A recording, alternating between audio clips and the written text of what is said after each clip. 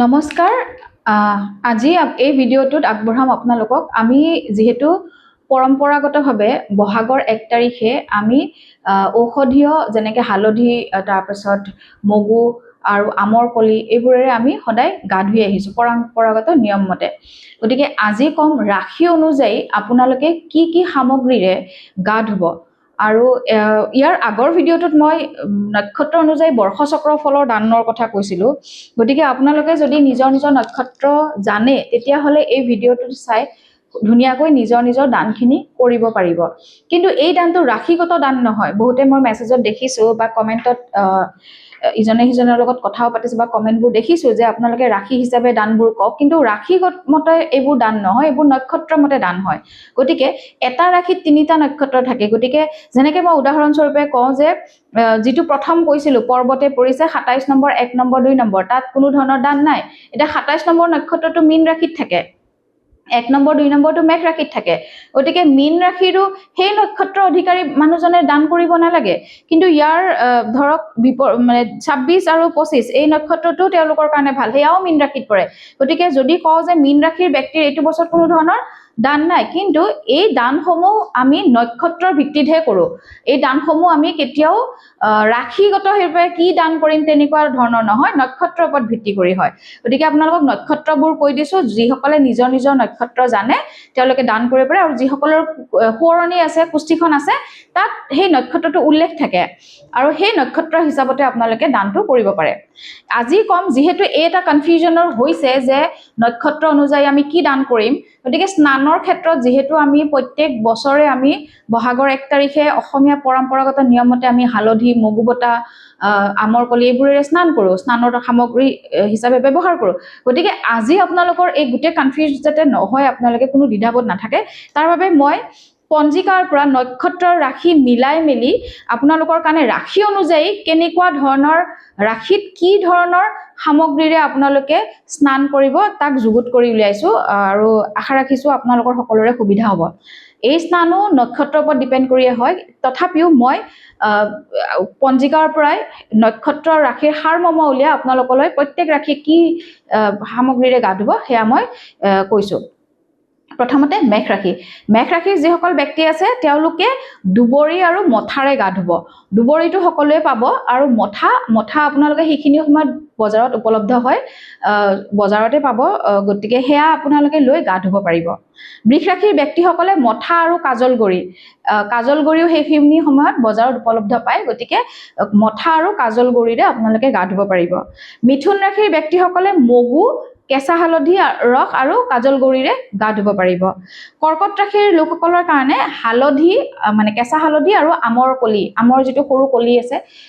হেয়াৰে আপুনি গা ধুব পাৰিব সিংহ ৰাশিৰ ব্যক্তিসকলে দুবৰি আৰু মথা গা ধোৱা পানীত ব্যৱহাৰ কৰিব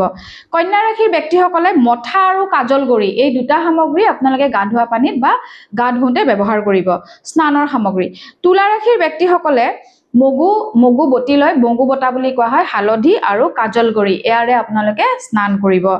বৃশ্চিক ৰাশিৰ ব্যক্তিসমূহে হালধি আৰু আমৰ মলি এই দুইবিধ সামগ্ৰীৰে স্নান কৰিব ধনু ৰাশিৰ ব্যক্তিসকলে আমৰ মলি আৰু দুবৰি এয়াৰে আপোনালোকে স্নান কৰিব পাৰে মকৰ ৰাশিৰ ব্যক্তিসকলে মথা আৰু কাজলগৰি এইখিনি সামগ্ৰীৰে গা ধুব পাৰে কুম্ভ ৰাশিৰ ব্যক্তিসকলে মগু বটা কাজলগৰি আৰু হালধি এইখিনিৰে আপোনালোকে স্নান কৰিব পাৰে আৰু সৰ্বশেষত মীন ৰাশিৰ ব্যক্তিসকলে হালধি আৰু আমৰ মলি বা আমৰ মল যেটো আমৰ সৰু কলি থাকে হেয়াৰে গা ধুব পাৰে